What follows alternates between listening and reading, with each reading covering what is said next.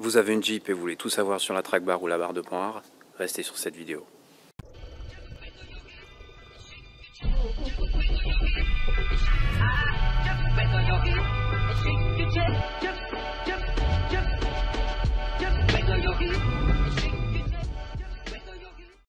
Salut à toutes et à tous et bienvenue sur cette nouvelle vidéo. Donc dans cette vidéo, je vais essayer de tout vous expliquer sur la track bar. Donc track bar, évidemment, c'est un c'est un nom anglais.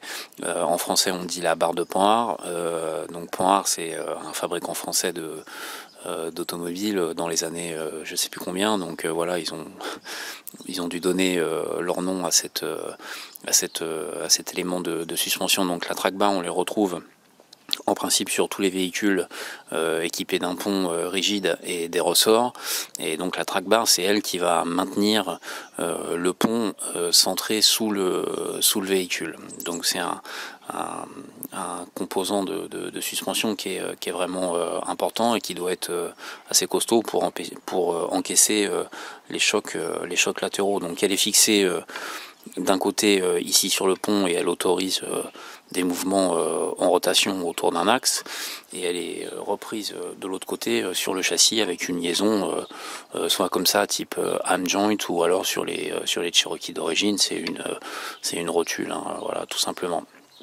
Donc ensuite quand tu rehausses ta Jeep, évidemment la distance entre le pont et la caisse augmente, donc il faut évidemment une track bar qui soit un peu plus longue. Sinon, si tu lèves ta Jeep et que tu changes pas la track bar, le pont va se déplacer côté conducteur, parce que la track bar elle a une longueur qui est fixe, évidemment, ça n'est pas réglable, et voilà, donc là, comme la distance va augmenter, ça va déplacer le pont. Donc c'est pour ça que sur les Jeeps rehaussés, il faut utiliser une track bar réglable qui souvent est un petit peu plus grande. Donc il y en a pour des lifts de, je sais pas, de 2 à 4 pouces et demi, ensuite de 4,5 à plus. Enfin voilà, donc à chaque hauteur de lift correspond une longueur de track bar différente. Donc si tu lèves ta Jeep, évidemment il va falloir remplacer la track bar. Alors il y a évidemment beaucoup de fabricants de track bar, il y a plusieurs types de liaisons comme ça. Donc bon, il faut si tu décides de rehausser ta Jeep, il faut pas hésiter de mettre le paquet dans la track bar.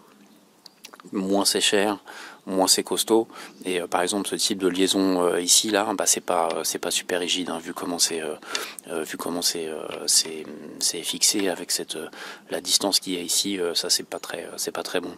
En plus le Cherokee évidemment le Cherokee ou les autres Jeeps assez anciennes avec ce type de support ici, évidemment d'année en année le châssis il a tendance à se ramollir un peu, tout est un peu plus souple. Donc voilà, c'est important d'avoir vraiment un boîtier ici et une liaison ici à ce niveau là super rigide pour pas qu'il y ait de jeu. En fait voilà, quand tu tournes le volant, il faut pas que le pont se déplace un coup à gauche, un coup à droite. Il faut vraiment que tout cet ensemble fasse bloc et soit extrêmement résistant pour encaisser les chocs latéraux. Voilà, maintenant je vais aller vous montrer sur le véhicule ce que ça donne. Voilà, donc là on retrouve la track bar montée sur le véhicule. Donc ça c'est le boîtier, c'est un boîtier Rubicon Express qui prend évidemment la track bar avec une liaison double cisaillement, comme ça elle est prise en travers, donc il ne peut pas y avoir de flexion comme ça.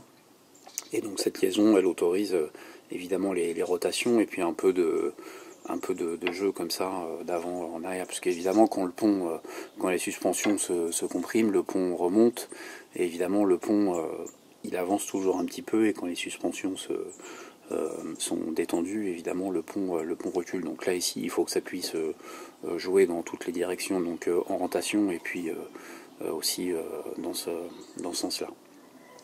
Donc là le boîtier, ce boîtier Rubicon Express il est super bien parce qu'il est vraiment costaud, et tu peux aussi sur ce boîtier tu peux aussi rajouter une barre ici qui est reprise sur le boîtier et qui est repris de l'autre côté du châssis pour vraiment rigidifier au maximum cette pièce là ici. Donc je vais rajouter un peu de lumière. Donc voilà, là ici on voit un peu mieux, elle est prise exactement dans les mêmes trous que la précédente, et là on voit bien la barre ici qui est reprise de l'autre côté du châssis. Donc voilà, j'insiste, hein, vraiment cette liaison ici, elle doit vraiment être costaud, et il ne faut pas hésiter à mettre le paquet dans la track bar dès que tu arrives à 4 pouces et demi de réhausse ou un truc comme ça, quoi. Voilà. Donc ce qu'il faut aussi, c'est que la track bar elle soit alignée le mieux possible avec la barre de direction. Donc là, si tu tires un trait entre ces deux points et entre ce point là et la barre de direction, bah, on voit que bon, pratiquement ils sont alignés. Voilà, maintenant on va aller voir l'autre côté, l'autre partie qui est fixée sur le Donc ça c'est l'autre extrémité pardon, de la barre de pare qui est fixée sur le pont. Donc elle est fixée avec cette vis ici, et là derrière il y a un cylindre bloc, enfin il y a un bushing quoi, une pièce en polyuréthane qui permet d'amortir un petit peu les chocs. Donc sur le Jeep Cherokee d'origine, cette vis là c'est du M10. Évidemment elle est beaucoup trop petite quand tu veux faire du tout-terrain. Je veux dire, ça va pour un usage routier, mais en fait à la longue cette vis de 10 elle a tendance à s'user un petit peu, et puis avec les chocs à répétition elle a tendance ici à ovaliser le trou, et en fait bah voilà, ici ça finit par prendre du jeu, et puis quand ça commence à prendre du jeu, évidemment à chaque fois avec les coups de boutoir ça défonce le trou, et puis ici tu peux avoir un trou qui se valise de 3 ou 4 mm. Donc si tu remplaces ta barre de pare par une barre plus grosse, ici il faut penser à comment essayer d'améliorer le problème, donc soit en reperçant de part en part et en mettant une vis plus grosse. Bon, après ça dépend des fabricants, mais par exemple chez Rubicon Express, ici évidemment la vis qui est livrée avec la track bar, elle est d'un diamètre plus gros que la vis d'origine. Moi je suis pas persuadé d'en avoir mis une plus grosse encore, et d'avoir repercé le tube à l'intérieur pour pouvoir mettre une vis plus grosse. Et en fait moi mon trou il était tellement ovalisé que j'ai fait ressouder une pièce ici en inox, voilà, comme ça j'ai vraiment une bonne épaisseur, j'ai pas mal de matière ici parce que ce boîtier il est trop fin quoi. Donc voilà, ça c'est un point qui est vraiment fragile sur les Cherokee. C'est pareil sur les Edgy, c'est pareil sur les grandes Cherokee. C'est voilà, s'il y a un problème, si vous vous retrouvez avec du Deathwobble ou un truc de ce style-là, il faut toujours penser à regarder ici. Donc pour vérifier s'il y a du jeu, bah déjà il faut que l'écrou soit bien serré, et puis tu mets quelqu'un au volant et tu lui demandes de mettre des coups de volant gauche-droite, gauche-droite, gauche-droite, et si tu vois ici que ça bouge, bah voilà, c'est pas compliqué, c'est que soit c'est desserré, ou alors c'est desserré et que le trou de la vis s'est agrandi, et donc l'extrémité de la track bar est plus maintenue comme elle devrait l'être. Voilà, bah, je pense vous avoir tout dit sur la track bar. Si vous voyez des choses à ajouter à cette vidéo, bah, n'hésitez pas à les ajouter dans les commentaires plus bas dans la vidéo. Voilà, allez, à plus.